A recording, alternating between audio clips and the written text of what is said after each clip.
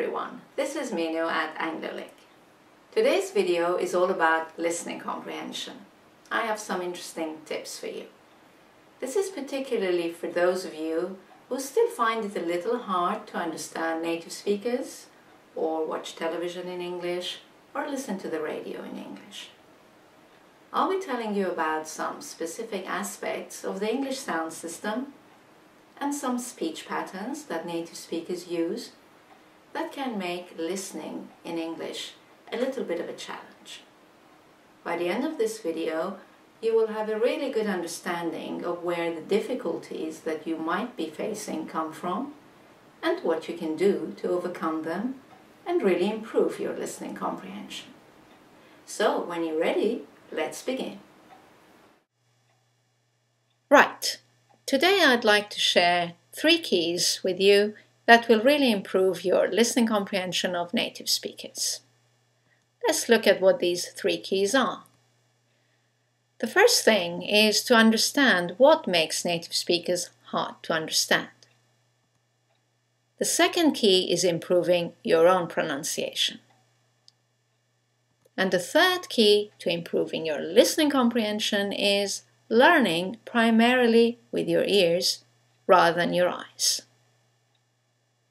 Okay, let's start with understanding what makes native speakers hard to understand. There are 2 main reasons for this. The first one is the great number of vowels and diphthongs in English, and some of these are very similar to each other. There are many words where the consonants are exactly the same, and by changing the vowel sound, the meaning changes. And when these vowel sounds are very similar, and especially if one or the other doesn't exist in your own language, this can make it quite a challenge to understand a native speaker. Let's look at some examples. These are called minimal pairs, by the way. Same consonants, different vowels. Minimal pairs. Boat and bought. Mad, mud. Hurt, heart. Men, main. Than, then. Bit, bet. Live, leave. So notice the only difference is the vowel or the diphthong, and they can be very, very similar. So in connected speech, they're not easy to tell apart. This is the first reason why listening to English native speakers can be challenging. Now, let's look at the second reason. The second reason is the way that native speakers shorten and link sounds. Let's give you a quick example. Look at this sentence. How is it going? You will hear from a native speaker, how's it going? There are 3 specific speech patterns that all native speakers use, and I'm going to take you through them one by one. Speech pattern number 1 is contractions, contracted verbs and negatives. You're pretty familiar with these. I'm, he's, they'll, we've, won't, can't, etc. What is important to remember is that native speakers always use these patterns when they speak, except when they want to stress a point. That is why there is a difference in tone and meaning between "Okay, I'll do it" and "I will do it. Nothing can stop me." When we use the contraction, there is no stress. On the contracted form, there is no particular emotion. In the other example, when you've used the full form, "I will do it," you want to show determination. So, As using contractions is the norm rather than the exception in spoken English, I would recommend that you try and use them as much as possible yourself. Firstly, you will sound more natural, and secondly, you'll be able to hear them more easily when native speakers use them. Just be careful not to use contractions in formal writing. When you're writing a letter or a report or an article, always keep it to the full form. Keep the contractions for speaking. Moving on to speech pattern number 2. Speech pattern number 2 is called weak forms. Grammatical words such as modal verbs, possessive adjectives, prepositions, etc. are seldom fully pronounced in a sentence. The vowel in them is reduced to a shorter vowel or disappears completely. Let's look at some examples. Here we have the modal verb can.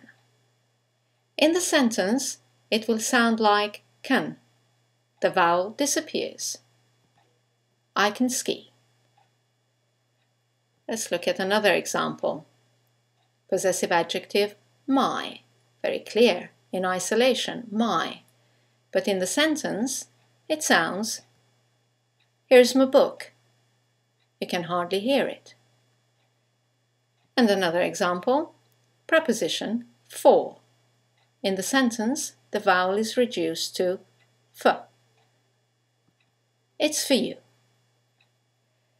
Now, you don't need to use these weak forms at all when you speak, as your message will be even clearer without using them. However, you do need to be aware of them and anticipate them when listening to a native speaker. Let's look at speech pattern 3, which is phonetic links. Generally, any word that starts with a vowel is linked to the previous word, and this makes it hard to hear each word distinctively. Let's look at some examples. He works as an engineer. You've got 3 words that begin with a vowel, as, an, and engineer. In connected speech, they all run into each other. He works as an engineer. Second example. Here you have 4 words that begin with a vowel. Is, interested, in, it. And they all run into each other.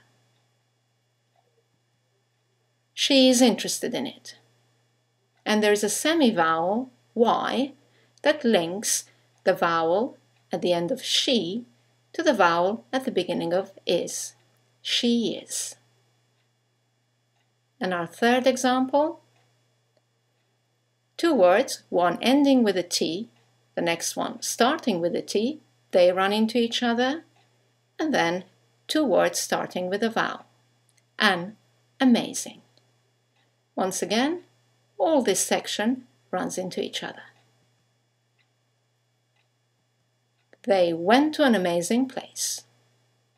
And once again, you have the semi-vowel W that connects the vowels to and an to each other.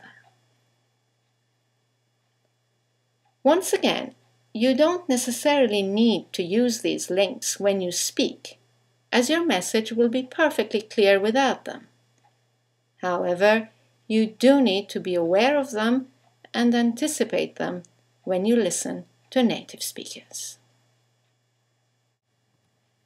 Now, often you get at least 2 of these speech patterns, sometimes even all 3, in a row in a sentence, and that is when you can feel really challenged. Let's look at an example here. He won't accept it from me.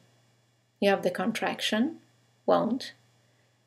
You have 2 words beginning with a vowel, accept and it, and you have the preposition from. So in connected speech, you will hear, he won't accept it from me.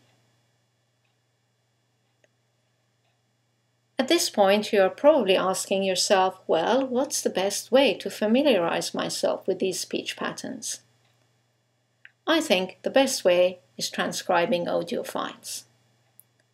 If you already have a CD of dialogues with transcripts, then listen to the dialogues and write them out, and then compare what you have written with the transcript.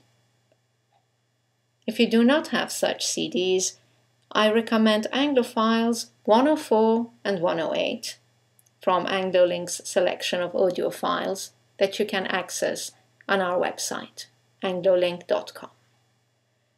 These are selections of daily dialogues and business dialogues, which you can listen to and transcribe, and then check what you've written against the transcripts on the site. This will really improve your listening comprehension of native speakers, and at the same time will help you to activate loads of useful functional expressions. Now, if you have never studied the English sound system, if you've never studied pronunciation on its own, I strongly recommend our Anglophile 117. In this Anglophile, you will have a complete list of all the vowels, of all the diphthongs, all the consonants in English that you can practice. It also has loads of minimal pair exercises that will help you to distinguish vowel sounds that are similar from each other. It also has a section on the speech patterns we've looked at. You can listen to weak forms, contractions, and phonetic links and transcribe them. This will be really, really helpful if you have not familiarized yourself with the English sound system yet. Now, if you want, you can do a transcription exercise now by clicking on this image. If you prefer to continue listening to the presentation, you will have the chance at the end of the presentation to do it then. Right, so once you've familiarized yourself with the English sound system and also know how native speakers shorten and link sounds, the next step is to improve your own pronunciation. Clearly, if you're mispronouncing a word because you learned it by reading and guessed how it was pronounced, then it is likely that you will not catch it when you hear it. There are two common traps if you have guessed the pronunciation of a word by reading it. The first common pronunciation trap is believing that two words with the same spelling will have the same sound. Let's give you an example. If you think that the combination of letters E and A always sound like E, as in Jean, then you will mispronounce the following words. Great, hear, learn, instead. So, this is the best example of the same combination of letters, EA, having 5 different sounds. Another tricky letter is the letter U. If you imagine that the letter U always sounds like U, as in put, you will mispronounce the two following words, judge and furious, because the letter U is sometimes U, many times A, and occasionally U. Okay, let's look at the second common pronunciation trap, which is word stress. In many languages, the strength of your voice is spread equally among the syllables in a word. In English, however, if you have more than one syllable in your word, you have to decide which syllable or syllables take the stress of your voice and which ones are de-stressed. Let's look at an example. Here's a word with 4 syllables. Now, Let's decide which syllable takes the stress. Is it the first one, development? Is it the second one, development? The third one, development? Or the last syllable, development? In this case, it's the second syllable, development. Now, you couldn't know that unless you have heard the word many, many times.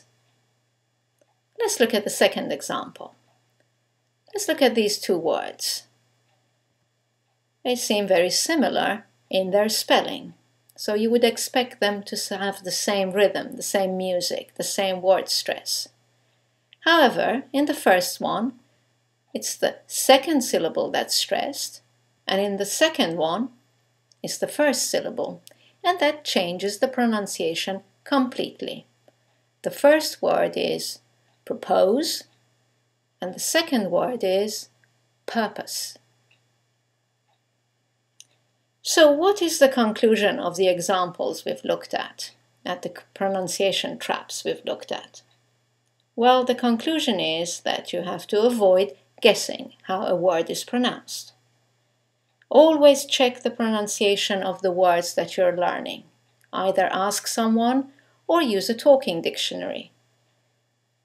Talking dictionaries are now widely available on the internet, and you can listen to the word several times, and with some of them you can even record your own voice and compare your pronunciation with the model, which is an excellent exercise. Again, you don't need to be 100% correct in your own pronunciation to be understood. But if you have not heard the correct pronunciation of a word enough times, you risk not catching it when it is spoken by a native speaker in a stream of other words with phonetic links and weak forms surrounding it.